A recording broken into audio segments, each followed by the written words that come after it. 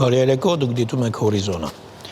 Տեղի ունեցել Նիկոլ Փաշինյանի հեռախոսազրույցը Պուտինի հետ վարչապետը Ռուսաստանի նախագահին տեղեկացրել է Հայաստանի եւ Ադրբեջանի միջև խաղաղության եւ միջպետական հարաբերությունների հաստատման մասին համաձայնագրի նախագծի տեքստի համաձայնեցման շուրջ բանակցությունների ավարտի մասին։ Քննարկվել են նաեւ տարածաշրջանային եւ երկկողմ հարաբերություններին վերաբերող այլ հարցեր։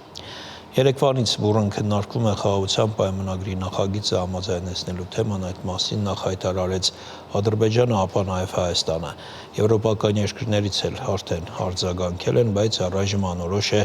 այն ստորագրելու հարցը։ Արդեն 2 օր ընթացող բուռն քննարկումը սկսվեց նրանից, որ Ադրբեջանի արտաքին գործերի նախարար Ceyhun Bayramova լրագրողների հետ զրույցում հայտարարեց, թե խաղաղության պայմանագրի տեքստը ամբողջությամբ համաձայնեցված է։ Տեքստի շուրջ բանակցությունների գործընթացը ավարտված։ Հայաստանի եւ Ադրբեջանի միջև խաղաղության պայմանագրի տեքստի վրա տարվող աշխատանքներն ավարտվել են։ Երևանը ընդունել է բաց մնացած վերջին 2 կետերը։ Հայաստանի արտաքին գործերի նախարարը դեռ նախորդ օրը հայտնել էր, որ Հայաստանը պատասխանել է խաղաղության պայմանագրի վերաբերյալ 12-րդ խմբագրությանը, բայց ոչինչ չէր ասել համաձայնեցման մասին, անդրադառնալով նաև տարաձայնությունների տեղիք տված 2 կետերին։ Այո, մենք քննարկում ենք նաև այնպիսի դրույթներ, ինչպիսիք են օրինակ Հայաստան-Ադրբեջան միջպետական սահմանին 3-րդ կողմերի ուժերի բացառումը, այո, մենք քննարկում ենք միմյանց նկատմամբ միջազգային իրավական հարթակներում վեճերից, հայցերից, գանգատներից հրաժարումը, եւ եթե համաձայնվեցվի, ստորագրվի եւ մտնի ուժի մեջ, այս կետերը, ինչպես եւ մնացած բոլոր կետերը, ենթակա են պարտադիր կատարման։ Մենք արդեն մեր մոտեցումը ադրբեջանական 12-րդ առաջարկի, 12-րդ խմբագրության վերաբերյալ հայտնել ենք եւ առաջիկայում հնարավորություն կունենանք ադրբեջանական կողմի հետ քննարկել այդ մոտեցումը եւ ընդհանուր առմամբ այդ համաձայնագրի ստորագրման համաձայնեցման, ստորագրման, վավերացման հետ կապված բոլոր հարցերը։ Ceyhun Bayramovի հայտարարությունից հետո Հայաստանի արտաքին գործերի նախարարությունը արդեն պաշտոնական հայտարարություն արեց հետևյալ նկատառումով։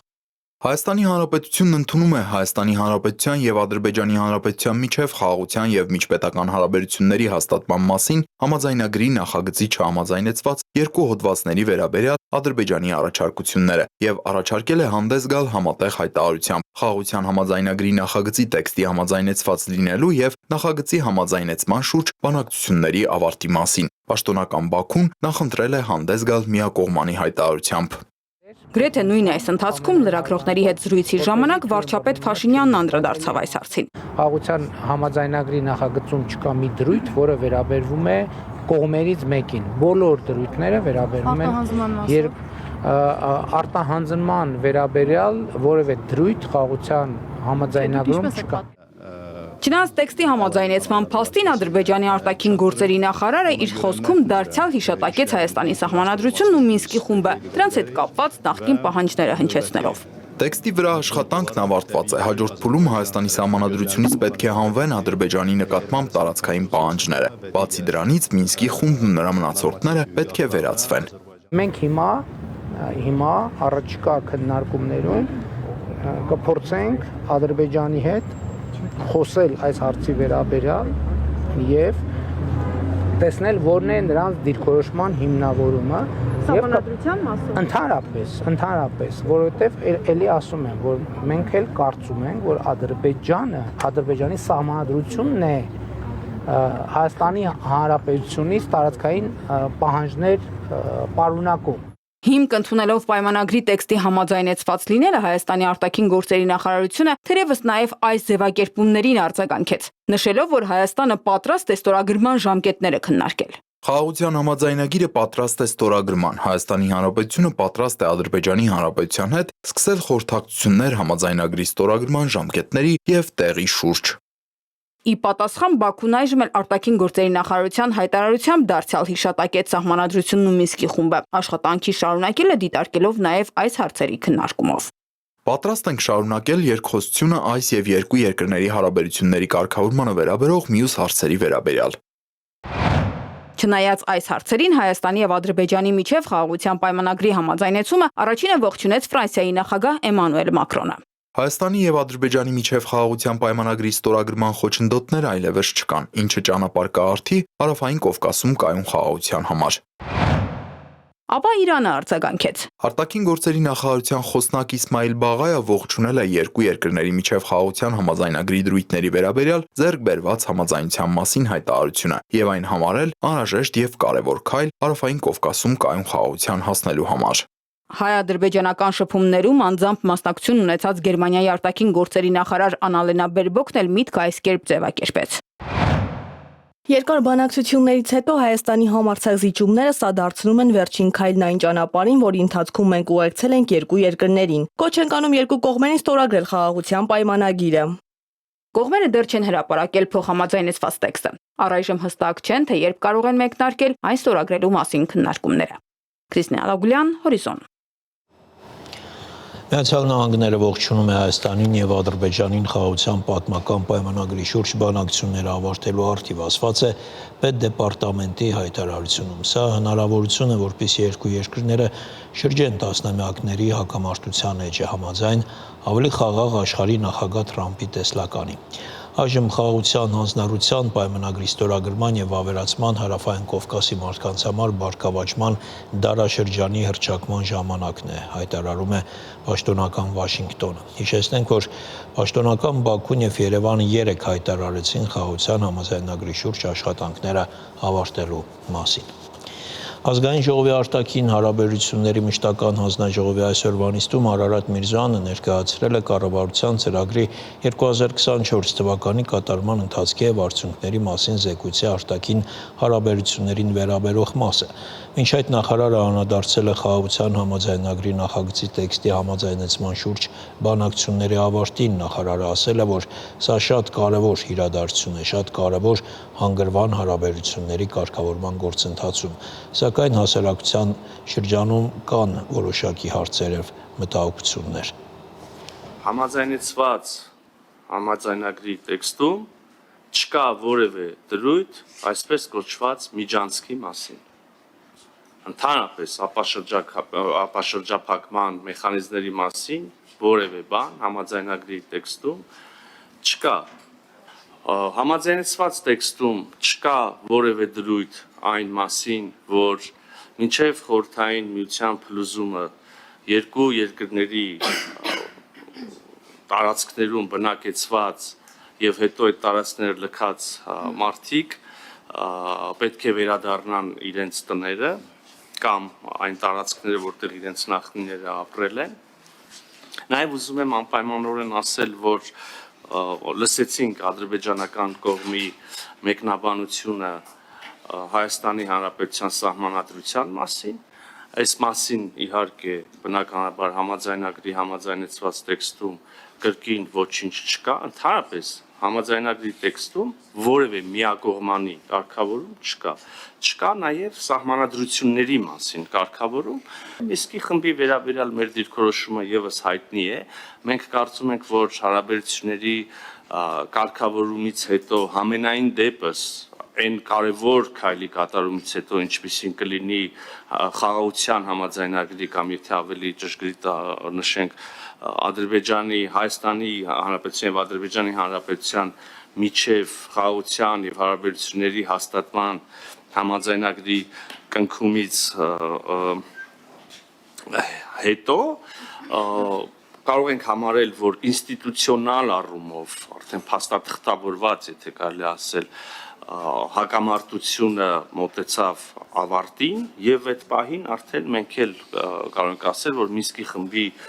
գործունեության անհրաժեշտությունը չկա։ Համաձայնագրում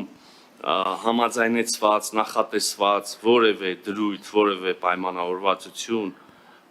կարող է կյանքի կոչվել համաձայնագրի ստորագրումից, վավերացումից եւ ուժի մեջ մտնելուց հետո չի կարծում, որ նույնիսկ այս թեմայով շահարկումներ կլինեն եւ անհրաժեշտություն կլինի սրան անդրադառնալ։ Հայաստանը Եվրոպական միության դիտորդական առաքելությանը հանում է Հայաստանից։ Այս մտահոգությունը, երբեմն նաև մանիպուլյացիան շարունակում է առկա մնալ մեր տեղական լրատվական դաշտում։ Կուզենայի նաև այս հարցին անդրադառնալ։ Տեղակայումից ի վեր իսկապես այս առաքելությունը ծառայել է այս նպատակին, իսկապես առաքելությունը ստացված է, միևնույն ժամանակ այն պահին, երբ որ կստորագրվի այդ համաձայնագիրը եւ կվավերացվի ուժի մեջ կմտնի, բնականաբար այդ կայունությունը եւ խաղաղությունը այլևս շատ ինստիտուցիոնալ կդառնան Ադրբեջանի եւ Հայաստանի միջև սահմանին։ Եվ այդ պարագայում ես տեսնում եմ գործընկերները դժգոհում են, բայց ես տեսնում եմ գործընկերները դժգոհում էին ընդհանրապես եվրոպացիներին բերելուց։ Լավ, ուրեմն եվրոպական միության դիտորդական առաքելության տեղակայմանը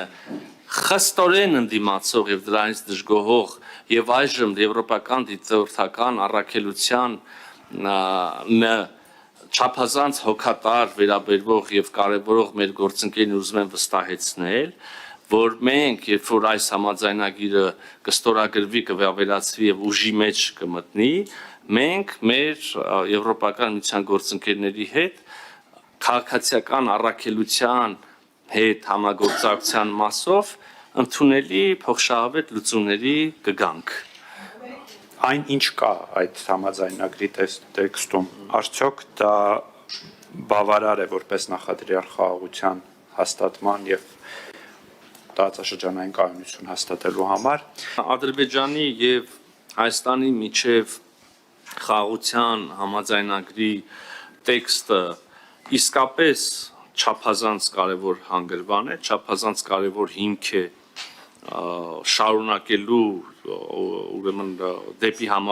մեր աշխատանքներ դեպի համակապարփակ կարգավորում այդ համաձայնագրում ունենք էական ձեռքբերումներ եւ արձանագրումներ ինչպիսիք են օրինակ փոխադարձաբար ուրեմն տարածքային ամբողջականության ճանաչումը սահմանների անխախտելիությունը ուժի կիրառումից եւ ուժի կիրառման սպառնալիքից խուսափելը կա, այսինքն ուղղակի արգելված է համաձայնագրով որևէ բան այստեղ միակողմանի չի բոլորը արվում է փոխադարձաբար այո ինչպես դուք նկատեցիք սա չափազանց կարևոր հանգրվան է եւ շատ լավ հիմք է շարունակելու ստորագրելու եւ գնալու առաջ Ադրբեջանը վերջը ինչ է զիջում որ մի պահանջն է կարողացել դիմագրավել, որ սկսել եք բանակցել այդ պահանջը եղել է, բանակցությունների ընթացքում դա դուրս է եկել։ Ադրբեջանի պահանջները մենակ ավելացել են։ Խաղաղության հաստատմամբ, հենց այս տեքստով, խաղաղության հաստատմամբ Հայաստանը դուրս է գալու մի մեծ եւ խորը ճահճից, որից դուրս չգալու պարագայում ընկղմվելու ենք եւ թաղվենք։ Ասում այս համաձայնագրով հարակից գործընթացներով, որոնք կարող են օրինակ սահմանազատումը, Հայաստանի Հանրապետությունը դուրս է գալու երկարամյա ընդ որում ճահճից եւ անխուսափելիորեն դեպի ամբողջական ընկղմում, ամբողջական թաղվել տանող ճահճից։ Ավարտվեց հորիզոնի այս թողարկումը, կվերադառնանք քիչ անց։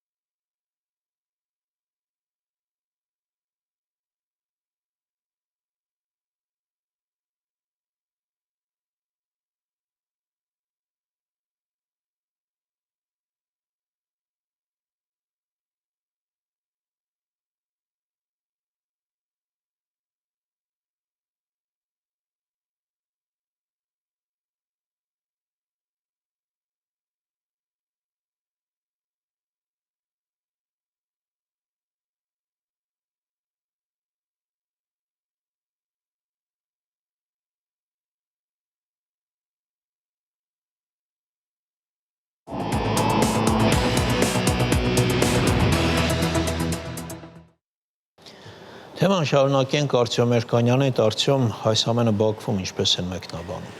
Ադրբեջանի արտգործնախարարությունը պաշտոնական հայտարարություն է տարածել X-ի իր միկրոբլոգում եւ այս հայտարարությունում ասվում է, որ Բաքուն Հայաստանին երկու նախապայման ունի համաձայնագրի ստորագրման հարցում։ Առաջինը դա սահմանադրության փոփոխությունն է եւ սահմանադրությունից անկախության հռչակագրի մասին հիշատակման հանումը եւ երկրորդը Մինսկի խմբի լուծարումը։ Արտգործնախարարի տեղակալ Էլնուր Մամեդովը պարզաբանել է այս հայտարարությունը եւ ասել է, որ մինչեւ Հայաստանը այս երկու նախապայմանները չկատարի, ոչինչի մասին Երևանի հետ Բաքուն չի խոսելու։ Մեջբերեմ նրա խոսքերը, հիմա գնդակը Հայաստանի խաղադաշտում է։ Մենք սպասում ենք քայլերի, որոնք նրանք պարտավոր են կատարել հաջորդ փուլում։ Մամեդովը ասել է, որ առայժմ շատ վաղ է խոսել ստորագրման մասին եւ հաստատել է հայտարարել է, որ արտգործնախարարների հանդիպում չի պլանավորվում։ Մինչդեռ հայկական կողմը հայտարարել էր, որ պատրաստ է բանակցությունների փաստաթղթի ստորագրման ժամկետների եւ վայրի վերաբերյալ։ Բայց ոնց հասկանում եմ, այս երկու նախապայմաններից բացի կան եւս այլ նախապայմաններ։ Մասնավորապես նույն այդ արտգործնախարարի տեղակալ Էլնուր Մամեդովը ասել է, մեջբերեմ նրա խոսքերը, կարևոր է, որ կատարվեն բոլոր պայմանները։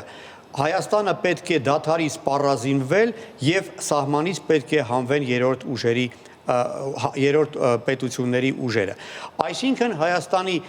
կողմից զենք գնելուց հրաժարվելը նույնպես Ադրբեջանի նախապայմանն է, ինչի մասին բարձրաձայն ասում է իրենց արտաքին քաղաքական գերատեսչության երկրորդ դեմքը։ Եվ ավելին, մինչ այդ էլ նախագահի օգնական Հիկմետ Հաջիևն էլ ասել է, որ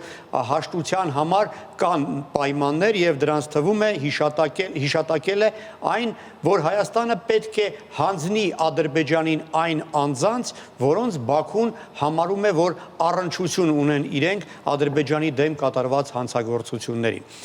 Դատելով մեր ռազմագերիների դատավարության մեղադրական եզրակացությունից կարող ենք ենթադրել, որ խոսքը Ռոբերտ Քոչարյանի, Սերժ Սարգսյանի, Սեյրան Օհանյանի եւ Զորի Բալայանի մասին է։ Այսինքն պայմանները կատարելուց հետո Ադրբեջանը նոր պայմաններ է առաջ քաշում, այդ նոր նախապայմանների կատարման դեպքում հնարավոր է առաջ քաշվեն նոր նախապայմաններ։ Արտյոմ Երկանյանը բավականին խիստ գնահատականներով, խիստ ձևակերպումներով Հայաստանի հանդեպ ելույթ ունեցավ, այնպիսի տպավորություն է, որ դարվում էր այս հայտարարության, այս ամենի նշանակությունը նվազեցնելու համար։ Այո, կարող է տարօրինակ թվալ, որ այն օրը, երբ կողմերը հայտարարում են, որ մաքսիմալ մոտեցել են համաձայնագրի կնքմանը, կողմերից մեկի ղեկավարը հանդես է գալիս չափազանց կոշտ գնահատականներով, ես կասեի մեղադրանքներով։ Դրանք նա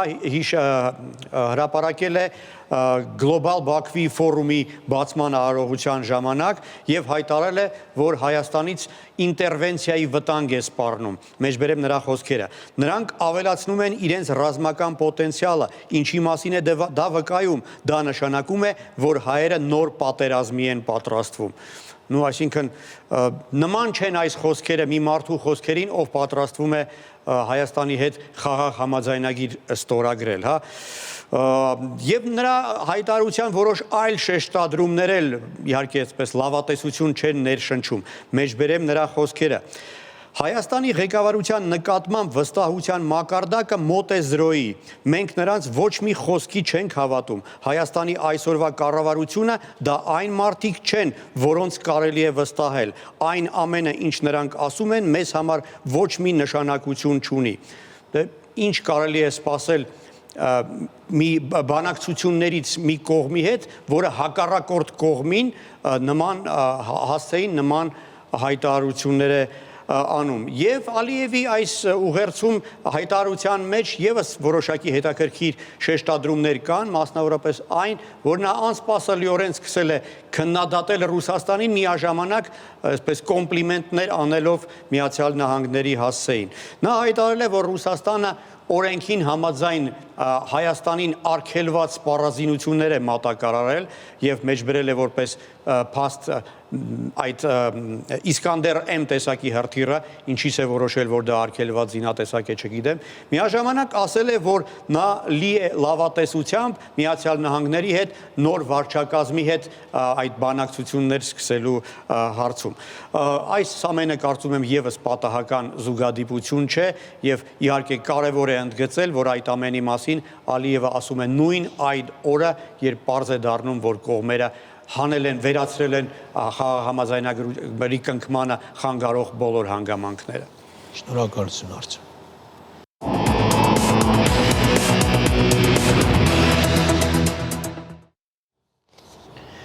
Վարչապետը հարցազրույց է տվել թուրքական լրատվամիջոցների ներկայացուցիչներին Նիկոլ Փաշինյանին հարցեր են ուղղվել հայ-թուրքական հարաբերությունների, այդ համատեքստում ցեղասպանության, Բաքվում ընթացող դատավարությունների եւ այսպես կոչված Զանգեզուրի միջանցքի մասին։ Մինչև հարցերին անդրադառնալը Հայաստանի վարչապետը նախ նկատում է թուրք լրագրողներին հանդիպելու եւ նրանց հետ զրուցելու սա աննախադեպ առիթ ու աննախադեպ ձևաչափ է, ինչի համար նաեւ լրագրողներից մեկն է իր եւ գործընկերների անունից շնորհակալություն հայտնում։ Առաջին հարցը հայ-թուրքական հարաբերություններին է վերաբերում։ Կարգավորման գործընթացում ինչ փուլի են հասել կողմերը։ Հայաստանի ղեկավարը համաձայն չէ, երբ ասում են, թե Հայաստան-Թուրքիա հարաբերություններում արդյունք չկա, քանի որ ըստ Նիկոլ Փաշինյանի երկու երկրների միջև այսօր կա շատ ուղիղ երկխոսություն։ Մենք նախկինում նույնիսկ զրկված ենք եղել միմյանց տեսակետներ իրարից ճշտելու հնարավորությունից, հասկանում եք։ Մենք որպես կանոն երրորդ երկրների միջոցով ենք իմացել, իսկ ինչ են մտածում Անկարայում։ Անկարան ըստ էության երրորդ երկրների միջոցով է իմացել, թե ինչ են մտածում Երևանում։ Հիմա մենք նույնիսկ այնպիսի իրադրություններ կան եւ բառից բուն իմաստով մեր տարբեր ներկայացուցիչներ կարող են ուղղակի զանգել եւ հարցնել, իսկ դուք այս հարցի վերաբերյալ ինչ կարծիք ունեք, եւ սա էական փոփոխություն է, որը շատ կարեւոր է եւ ես համոզված եմ, որ դա բերելու է արդյունքների։ Թուրք լրագրողներից մեկը նկատելով, թե Նիկոլ Փաշինյանը տևական ժամանակ է Հայաստանում պատմության ընկալման վերաբերյալ տարբեր եւ կարեւոր եզրակացություններ է անում, հետաքրքրվում է, թե ինչի է փորձում սրանով հասնել Հայաստանի քաղաքացիների եւ Սփյուռքի շրջանակներում։ Նիկոլ Փաշինյանը կարծում է, որ ցանկացած երկիր պետք է ինքն իր պատմության հետ առնչվի։ Վարչապետի խոսքով, մենք միշտ էլ մեր պատմության հետ առնչվում ենք, բայց կարեւոր է արձանագրել, թե որտեղ, ինչպես եւ ինչ նպատակով օգտագործել այն գիտելիքը, որ մեզ տալիս է պատմությունը։ Գիտեք, այդպիսի մի արտահայտություն կա, որ պատմությունից պետքա դասեր քաղել։ Բայց պատմության ոչ մի էջում գրված չի այն դասը,